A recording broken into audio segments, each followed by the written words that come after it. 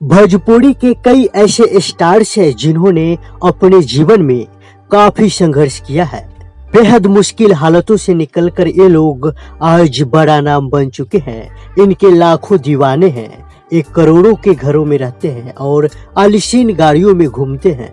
हालांकि पहले उन्होंने 2 वक्त की रोटी तक का संघर्ष झेला है। खेसारी लाल यादव आज भोजपुरी सिनेमा का बहुत बड़ा नाम है। हालांकि उनका बचपन काफी तंगी में बीता है। 10 रुपए के लिए वह कई किलोमीटर चलकर भजन गाने जाया करते थे।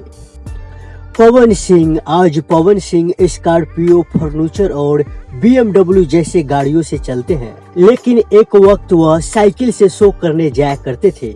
बेहद गरीबी के दिन देखने वाले पवन सिंह भोजपुरी के लोकप्रिय कलाकार बन चुके हैं। रवि किशन भी पहले काफी निर्धन थे। उनके पिता पुजारी थे और मंदिर में दान चढ़ावे से ही परिवार का पेट पल पाता था। आज रवि किशन लोकसभा सांसद है। बॉलीवुड और टॉलीवुड में भी एक्टिव रहे हैं।